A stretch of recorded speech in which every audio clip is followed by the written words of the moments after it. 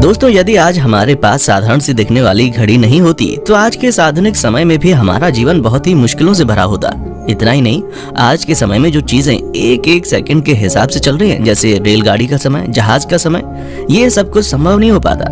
कुल मिलाकर अगर कहा जाए तो आज के समय में घड़ी के बिना जीवन का आधुनिकीकरण संभव ही नहीं था। लेकिन क्या आप जानते हैं कि इतने महत्वपूर्ण यंत्र घड़ी का आविष्कार किसने, कब, कहां और कैसे किया? अगर नहीं तो बने रहिए इस वीडियो में प्राचीन काल से लेकर आज तक घड़ी के आविष्कार का दिलचस्प इतिहास जानने के लिए। आपको बता दें कि वर्तमान समय में इस्तेमाल की जाने वाली घड़ी का एक बार में आविष्कार नहीं हुआ था। किसी ने पहले घंटे वाली सुई बनाई तो किसी ने मिनट वाली सुई। इस प्रकार विश्व में घड़ी का विकास कई चरणों में हुआ था।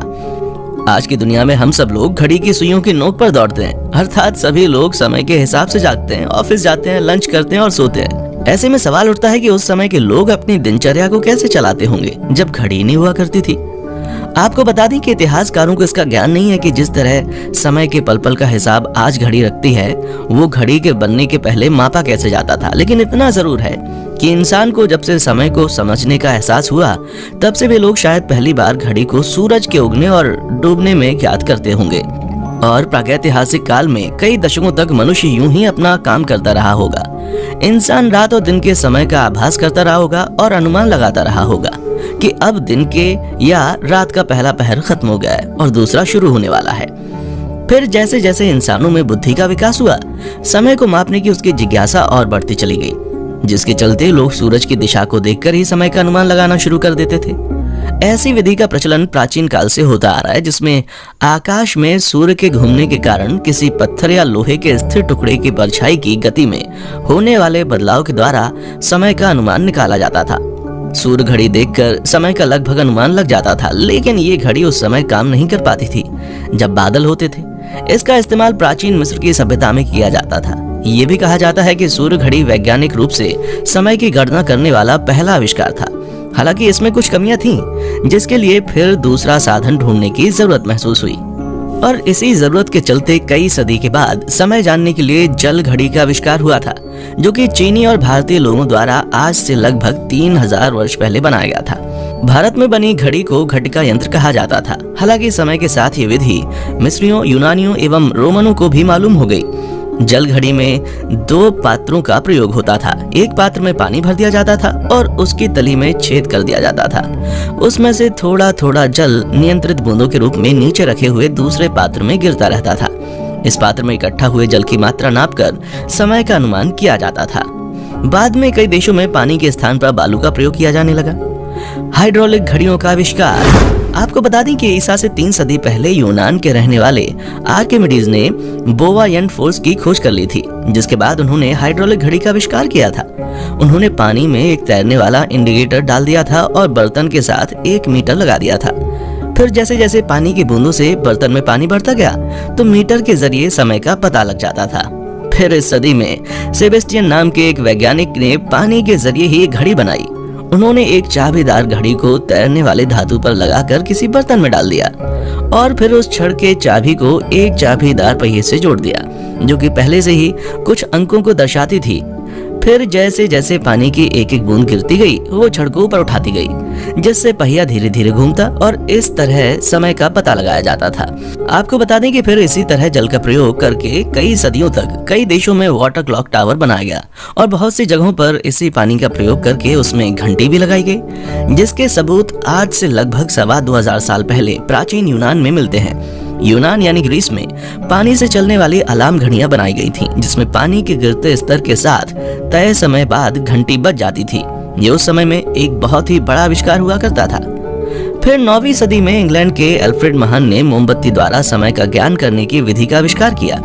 उन्होंने एक मोमबत्ती पर लंबाई की और समान दूरियों पर चिन्ह अंकित कर दिए।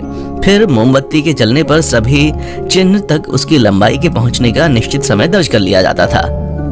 आधुनिक घड़ी के आविष्कार पर विवाद। आधुनिक घड़ी के आविष्कार के बारे में जानने से पहले आपको ये बताना बहुत जरूरी है कि इसका भी आविष्कार एक बार में नहीं हुआ। दरअसल पहले घड़ी की सिर्फ घंटे वाली सुई हुआ करती थी, फिर कुछ समय बाद मिनट वाली सुई और फिर सेकंड्स वाली सुई आ गई। यही वजह है कि आधुनिक घड़ी के आविष्कार को लेकर कई तरह के विवाद हैं। इतिहास और मीडिया रिपोर्ट्स के मुताबिक घड़ी के आविष्कार का श्रेय पोप सिल्वेस्टर द्वितीय को जाता है, जिन्होंने सन 996 ईस्वी में यांत्रिक घड़ी का आविष्कार किया था। आपको बता दें कि यांत्रिक घड़ियों में अनेक पहिए लगे होते हैं जो किसी कमानी, लटकते हुए भार या अन्य उपायों द्वारा चलते जाते हैं। इन्हें किसी डोलनशील व्यवस्था द्वारा इस प्रकार नियंत्रित किया जाता है कि इनकी गति एक बराबर होती थी। इनके साथ ही इसमें घंटा या घंटी भी होती थी जो निश्चित समय पर खुद ही बज उठता था और समय की सूचना देता था। यूरोप में इस घड़ी का प्रयोग 13वीं शताब्दी के मध्य में कई जगह होने लगा। हालांकि इस समय बनी ये घड़ी आज तक की कंप्लीट घड़ी नहीं थी। इसमें ना तो मिनट की सुई थी और ना ही सेकंड्स की। यांत्रिक घड़ियों का आविष्कार। आपको बता दें कि इतिहासकारों के मुताबिक सन 1300 में हेनरी डी विक ने चक्रीय डायल तथा घंटों से निर्देश देने वाली पहली घड़ी बनाई थी, जिसमें भी मिनट और सेकंड की सुई नहीं थी। आजकल की यांत्रिक घड़ियों को इसी श्रृंखला की संशोधित कड़ियां माना जाता है। 16वीं शताब्दी तक घड़ी जिस रूप में थी वो काफी बड़ी थी। घड़ियां बाजार, महल या किसी सार्वजनिक स्थल पर लगी होती थी, इसलिए घड़ी को एक जगह से दूसरी जगह ले जाना बहुत मुश्किल था। इतिहासकारों के मुताबिक सन 1577 में घड़ी की मिनट वाली सुई का आविष्कार स्विट्जरलैंड के जॉस बर्गी द्वारा उनके एक खगोल शास्त्री मित्र के लिए किया गया था, जिसका प्रयोग घड़ियों में किया जाने लगा।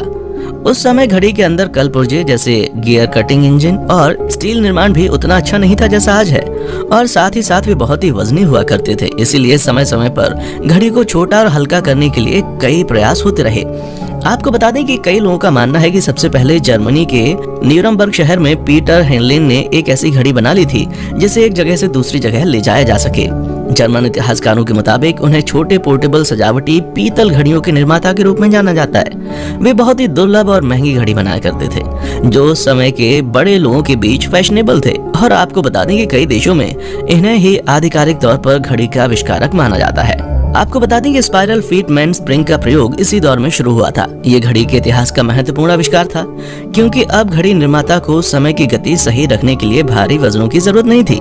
लेकिन 1675 में संतुलित स्पाइरल स्प्रिंग के प्रयोग से घड़ी के समय मापने की क्षमता में काफी बदलाव आया। घड़ी अब हर घंटे यहाँ तक कि मिनट मापने में भी कारगर हो गई थी, और आकार छोटा होने के साथ साथ घड़ी के उपयोग करने के तरीके में भी परिवर्तन आ गया था। अब घड़ी फैशन एक्सेसरीज के रूप में इस्तेमाल होने लगी थी। इसका चलन तब शुरू हुआ जब इंग्लैंड के राजा चार्ल्स द्वितीय ने सोने की चेन के साथ जोड़कर कोट की जेब में इसको रखा।